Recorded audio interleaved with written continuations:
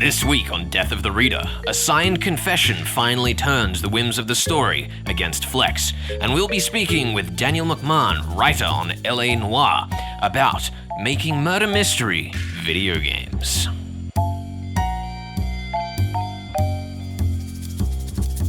You're listening to Death of the Reader here on 2SER. We are Flex and Hertz bringing you your murder mystery world tour, and we are back with the Benson Murder Case. Our detective, Philo Vance, is completely and utterly insufferable.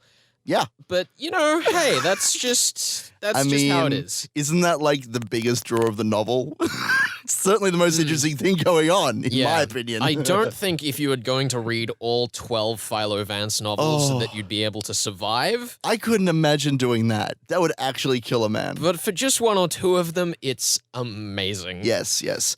I'm perfectly happy to dip in and see what Vance is doing and see how he can, apparently pinpoint the suspect in 5 minutes, but then not say anything about it for the next, week? How many days are we into this thing? There are dates at the start of each of the chapters, but I don't think that changes at all how utterly insufferable the man is. Let's look at, the early part of, we're discussing chapters 9 to 18 today. Yep. And one of the early things that happens in this section of the book is he sits down and he has a discussion with Miss Platts, the housekeeper of our murder victim, Alvin Benson. And he just manages to woo her in such a short amount of time. He's such a lovely man, as well established by the previous scenes. His supposed pleasantness puts her at enough ease to be able to break through the lies that she's been telling for the previous 8 chapters, just because he's such a nice guy. I think the idea is that he's supposed to be so psychologically adept that he can put on a front and, he can examine her and he can see, she's twitching her finger. That means I had to move my body in this direction to seem more welcoming. But it's just ridiculous coming from Vance, who we kind of hate at this point. Yeah, one thing that I know from doing a bit of research on how body language works in these kind of cases, because I was fascinated as to how it would apply with this story, is that body language, you can see what's happening, but there are so many possible meanings to the signals that you're seeing that it's like voodoo to try and suggest that you would be able to know exactly what's going on. But that seems to be what Vance can do. He's just so good at it. He's just perfect at everything. He's the perfect detective in every way. He's wealthy. He's a good chatter. He knows how to psychoanalyze the local maid staff. Yep. Here's the thing, is that if we were going to start getting into character flaws later down the line, like if through the remaining 11 books in this franchise, it was going to be that here's Vance at his absolute most perfect, and then book 2, we start to see those flaws come out. Appear. Book 3, and it starts to crumble, and he has to slowly rebuild his character. He turns into a cop on the edge. I will wager money that is not what is going to happen. No, it doesn't seem like it. Wright's perspective is of this sporting event between the detective and the criminal. And I don't think that he would care about that.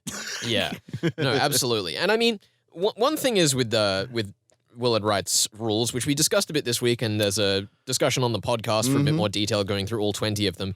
But basically, as you say, it's all about the game of detective culprit. And anything getting in the way of that, rubbish. Irrelevant. Get it out of here. Throw it away. Throw it in the bin. Yeah. That said, though, I do think that the Benson Murder Case does inadvertently make a fairly effective deconstruction of the genre as a whole without making it seem like one, which I think is actually really appealing. I'd love to hear you explain that, because that's not quite the expression that I got, but I'd love to hear about that. Well, basically, Philo Vance's approach to detecting and Willard Wright's approach to writing and S.S. Van Dyne's approach to being a character or not being a character. Nobody addresses him at any scene, I don't think. It's fantastic. It's awful. But all of those things, every time that they're discussing how things are done, they're always talking about things that, the police do or detectives do. And every single one of them is from another murder mystery. Yeah. Like some of them, they mention explicitly who it's from. Some of them they don't. But I really like the way that the story goes, well, here's this trope. It's rubbish. Yeah. Here's an alternative. Yes. Like there's this moment where Vance sits down and he says that the whole thing of assuming that someone is guilty because of the way that they move around is rubbish, because they could be more guilty because they think they're going to go to prison for something they didn't do. That is definitely, I see what you're getting at now. That is one of the kind of highlights of the novel, that Vance, when, Markham, who may or not be the culprit himself, anyway, we'll get to that, is running around trying to just find somebody to accuse because, you see, I have found that they were in this location at the exact time, therefore they had the opportunity, therefore we should convict them. And Vincent's like, no, maybe stay your hand, sir. Maybe we see all of the clues of this case. I do like that that's something that thought is being put into. We're not just grabbing someone out of the blue and say, you're the culprit because of these flimsy reasons. We can definitely see, even if Vance is insufferable, even if, Mr. Wright is a little bit insufferable in his writing, he knows what he's talking about. Absolutely. And I mean, that's one of the things that the rules do cover, is that there's a whole bunch of tropes in there that he just says, this is why I think this doesn't work. And even though I disagree with a lot of them, he obviously has seen them and has an approach, which I think is totally fair. Yeah. Like, I don't think there is another writer like Wright in the genre. And, that's awesome. Of course, the other thing about them being insufferable and old-fashioned is the relationships and character dynamics in this novel are, not to say non-existent, but almost openly not there. Like, there's this moment in chapter 10 where Markham and Vance are having this discussion and, ridiculing each other for what they think. And Van Dyne makes the comment that, I had always noticed in the relationship of these two men that whenever either made a remark that bordered on generosity, the other answered in a manner which ended all outward show of sentiment. It was as if they wished to keep this more intimate side of their mutual regard hidden from the world. They clearly have such an interesting dynamic in terms of how they operate, and the story refuses to ever let it do anything other than just be them arguing. Yeah. It's very silly. I mean, one of the other things in terms of, like, this novel's suspending disbelief is that despite all of Van Dyne's rules, and these are the tropes you want to avoid, he still does that goddamn trope of people going, oh yeah, no, I was doing this, I wasn't here, I was over there. And they're obviously lying, but the truth makes them seem more innocent than their lie. Yes. So why are they doing it? And the story, as we were saying, like, with it addressing the tropes of the genre, does kind of play off that a little bit. But this whole thing where Miss Platts is like, oh yeah, Muriel was here 6 hours before the crime. Like, why wouldn't you just say that? She was protecting her tea buddy. You can't turn in your tea buddy's feelings. If you ever had a tea buddy, it's a bond of trust. Here's the thing, is that if she just told them, she would have made herself seem more innocent and St. Clair. But because she lied, now she and St. Clair are suspicious. Like, it frustrates me so, Herds. It frustrates me so. Yeah. Well, that's one of the many fun, somewhat insufferable tropes of murder mystery where all the characters are lying, but it's not necessarily because they killed a person. Not necessarily, though it may also just be that they killed a person. Yeah, I mean, maybe they all killed a person. There's always the standard excuses as to why people do it, and it's one of the things in this genre you just have to kind of go along with. Yeah. But I was really hoping that someone like Van Dyne would be the exception. Sure. And he let me down.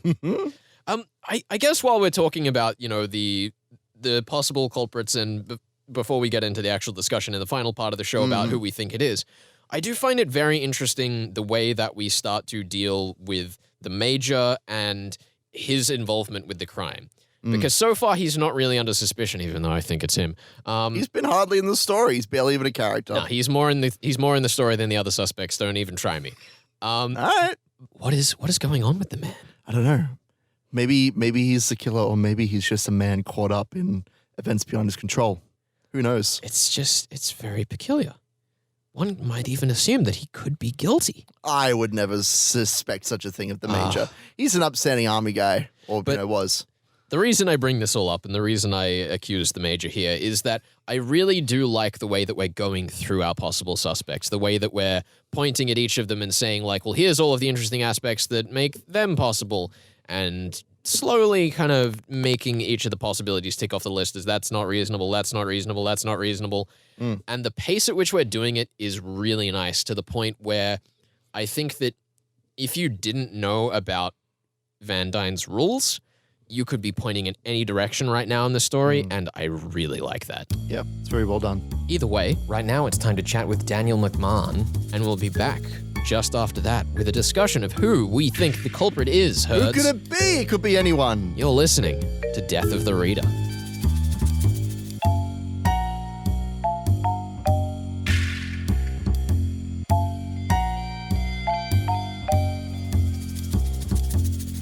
You're listening to Death of the Reader on 2SER. This is Flex and Herds on the air with Mr. Daniel McMahon, writer and voice talent for the game LA Noire, created by Australian game developers Team Bondi. Welcome to the show, Daniel. Thank you very much for having me, Flex. Now, a bit of a free question to start off.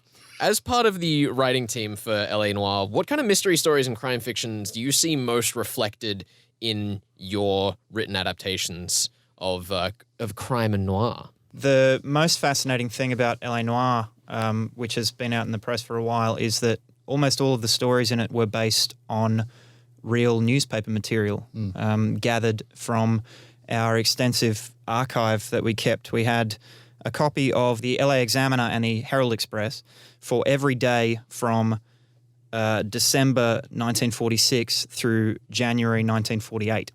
I'm impressed that they kept that all archived. Honestly. Yeah, I wasn't there for the very early stages where they went around Los Angeles. The production crew went around just pillaging film studios and archives and those sorts of things. So, as weird and wonderful as the stories in LA Noire get, and as convoluted as the mysteries get, they're all true. The very first case in LA Noire where a man's car is discovered in a rail yard, completely drenched in blood. Yeah. And then, human blood, of course. Well, no. The detectives discover the. So you've played. I have played it. I played it with my mother. Long story. Fantastic. Keep it on you. No, fantastic. Well, one of the things we learned about LA Noire was that it was a very, very good couch game. It was the equivalent of watching seasons of television. Yeah, it definitely has a very movie vibe. Yeah, very following much. The characters around and the interrogations, the camera cutting back and forth between the suspect and the interrogator and that sort of thing. That story of the man's car being discovered completely drenched in blood and the butcher's receipt found in his trunk, and it turning out that he had splashed pig's blood all over his car in order to leave his wife and run away with his mistress is completely true. It was in the newspapers in 1947. It was followed in the sort of, salacious way that these sort of newspaper stories will be. All of those cases are real. They culminate in references to the murder of Elizabeth Short, the famous case of the Black Dahlia. LA Noire posits a fictional serial killer who's responsible for all of those murders. And obviously, in the game you have to be able to confront that killer and blow their head off like any good video game.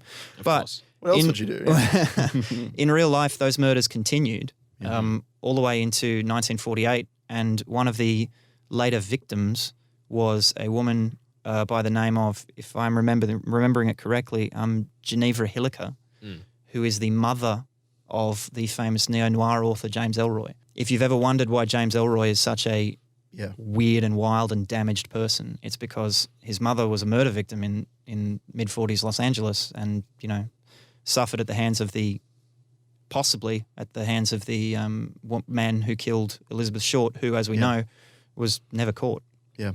I was doing a little bit of research on that. There was some thoughts that he was kind of projecting the unresolved emotions from his mother's murder when he was 10 years old. Reports in the Times say that his first reaction was, oh, well, good, I get to live with my father. But the fact that he continues to write about the Black Dahlia murder, I feel like there's more to it than that. There's some emotion there. There's some things that he's trying to move forward through writing. Absolutely. The Black Dahlia of the LA Quartet, as it's called, which starts with the Black Dahlia, that is an extraordinary book because it is exactly as you say, basically a love letter and a hate letter to his absent mother, and the emotions that the two detectives in that book go through in, struggling to process what's happened to this woman. Yeah, for sure. I imagine are the same ones he went through. So, Dan, what are some of the difficulties you found when attempting to adapt a murder mystery to video game format? Well, first I should say that I was not I was a staff writer on LA Noire. I was not the primary writer, so all the credit for the wonderful drama in that script goes to Brendan McNamara, who was the writer-director of the game. But the difficulties that he experienced, and certainly I experienced as well, just to move more broadly to video games for a second, I think the problem of adapting murder mystery to video games makes you kind of confront a distilled version of all the problems of video games, right? You have all the problems of player agency, you have all the problems of sequential action, you have all the problems of when to present information to people and what they have access to and what they can do. We had all of these glorious plans in L.A. Noire to make it a true open world detective game. But, you're kind of in direct conflict when, as we know from crime fiction, the entire art and artistry of crime fiction is what order you present the clues.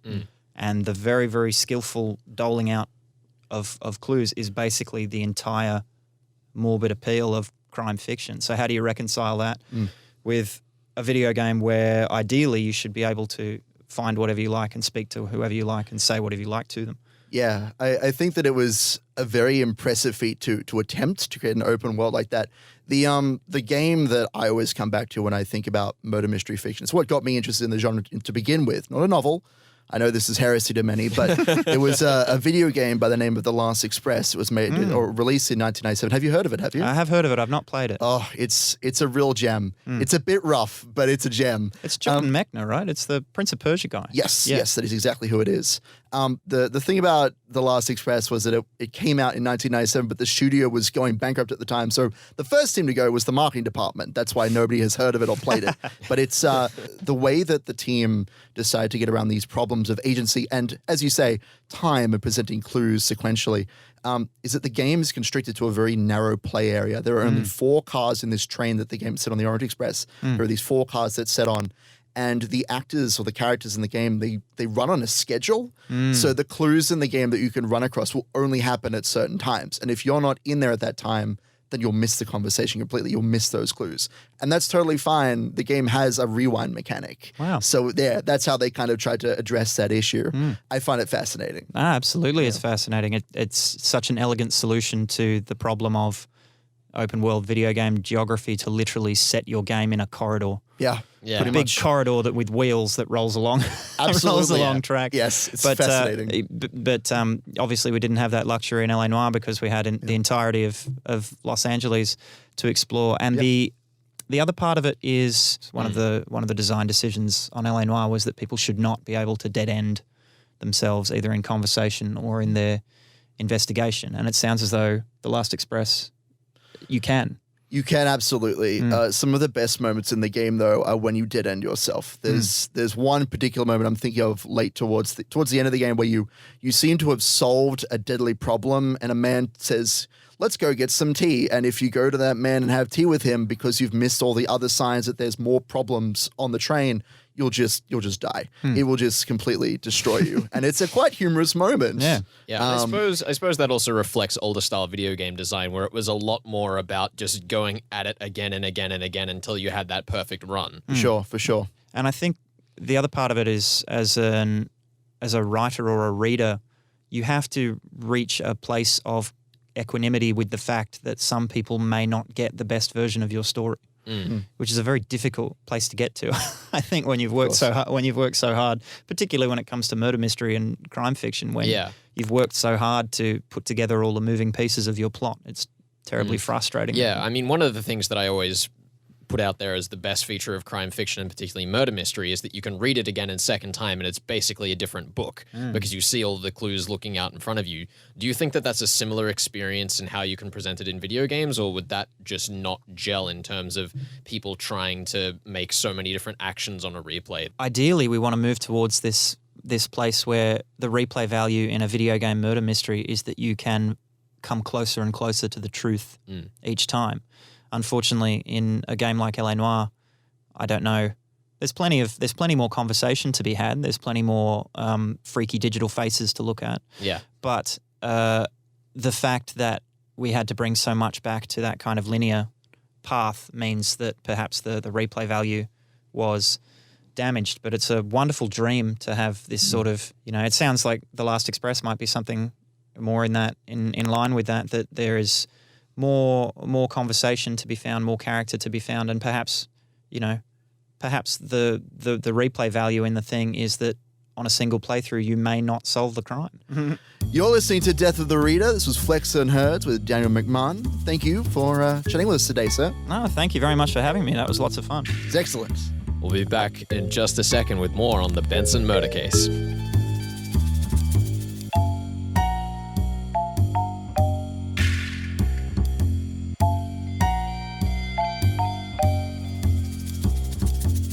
You're listening to Death of the Reader on 2SCR, where Flex and Hertz finally aiming at the heart of this case, hunting for the culprit with the precision of a Vance-shaped scalpel. Flex, yes, it's time for your final verdict, your time to pin the tail on the donkey, as it were. How you feeling? I'm going very well. We are discussing chapters 9 to 18 of the Benson Murder Case by S.S. Van Dine, and it is time to talk solutions, as Hertz implies.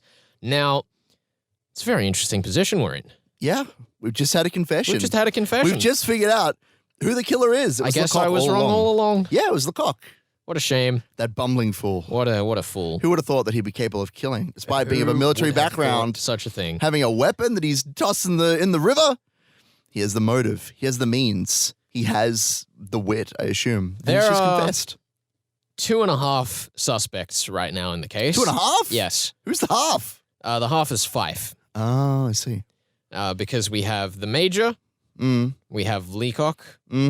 Both of those two have access to the army cult, which is suspected to be the weapon by one Hagedorn, who I assume to be correct because we are told by the rules of Van Dine that they are reliable. Unless they're not. I'm sorry, Hertz. They're reliable. What? I went back over the rules again because I was a little confused after last week's ending where you suggested to me that Markham was going to be the Grand Master Schemer. Which he is, obviously. Which, whilst very entertaining, I realized that the servants rule was in fact separate from the detectives and official investigators rule. You think that rules Markham out? He's an official investigator, so he can't be the culprit? I'm sorry. Now, we have those two suspects, Lecoq and the Major, and we have Leander Fife, who is a lowlife, according to the Major. Bit of a gambler, yeah. According to the Hunt's Colonel. game. Yeah. Which points at us as he's a good shot. He is. Has strong wits, but apparently not perfectly strong, which is why I don't suspect him. On a scale of 1 to 10, his shot is like a 7. Well, here's the needs thing, to be an 8 in order to be suspicious. In the scene where we discuss the gambling of Fife, Vance specifically ends the scene by going, "Oh, goodness, what an excellent, eliminator of suspects Colonel Ostrander was." And everyone else is like, "What are you on about, Vance? The only thing of substance that the Colonel said was that he was a gambler, but not a very good one." The only thing of substance. He did waffle on quite a bit. I think that was his only defining character trait, that he waffled for hours. Which it made for a decently compelling scene. But as far as assigning a culprit, I think that outright ruled out Fife in my mind, which means that we're stuck with the two military characters, and here we are with a signed confession from one of them. Yeah. Now, first of all, we open the scene by saying that there's no legal weight to the signed confession at all, so therefore there is no weight to the confession at all, putting that out on the table. Who made Lecoq write the confession? Why did he write a confession in the first place? Why even bother? It doesn't make any sense. Like, it has no legal weight. It could be forged. It could have been, written under duress. It wasn't written with a legal notary. All of those things aside, it's incredibly strange. I mean, we do have the circumstance of the strange telephone call between himself and one Sinclair. You think that might be related? I know that Van Dine says there must be no love in the story, but my initial suspicion is that Lecoq has been told to write the confession with the hopes that he can prove his innocence and avoid the electric chair, because that's the threat that's dangling over us in this murder mystery for our culprit. I don't think that we've had enough reasons to see why they'd need to have anything covered that couldn't be covered better by being innocent. So I don't think it makes sense. I'm sure you could drag something out like they're trying to cover for some deal they're doing, but I don't think that it's worth the approach they're taking. So you're saying that you don't know? Are you saying that you've given up on why Lecoq has come forward? No, I'm just saying that it doesn't make any sense, which is why I don't suspect him. Fair enough. It's my argument for the Major that I'm making here, not that I'm trying to avoid making accusations at anyone else. Fair enough. Because it's the Major. Let's be completely honest. Why is the Major? I don't understand. All he's done is be helpful this entire novel. He's just kind of showed up every now and then and said, "Hey, where was this person?" They're not doing much. They ain't hurt nobody. So our evidence with the Major is that the culprit must have been a crack shot. The culprit must have had nerves of steel. The culprit must have been someone known and comfortable to Alvin Benson. Must be about 5'10". Must have been about 5'10". And we are also told by Benson's secretary that the Major has no honor. which, considering how everyone else in the story talks about him, is extraordinarily suspicious that his closest business connection, his secretary who deals with all of his dealings, would suspect the man. You saying that she knows something more, or that she's... I'm not saying that they know what's happened. However, we do have that whole discussion of them listening to each other's rooms, clearly not getting along. What is the point of all of that if it isn't relevant?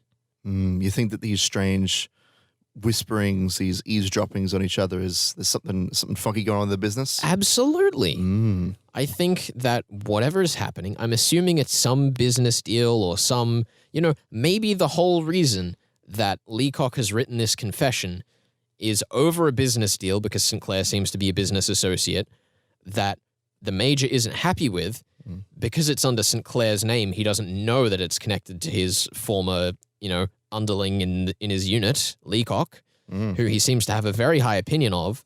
So he's basically killed his brother over a business deal with one of his favorite subordinates and has now realized, oh no, I've just lumped suspicion onto my favorite subordinate, and is trying to slowly claw his way out of the pit of despair that he's dug himself. And when he pokes his head above the top, suddenly everyone will realize it's the Major.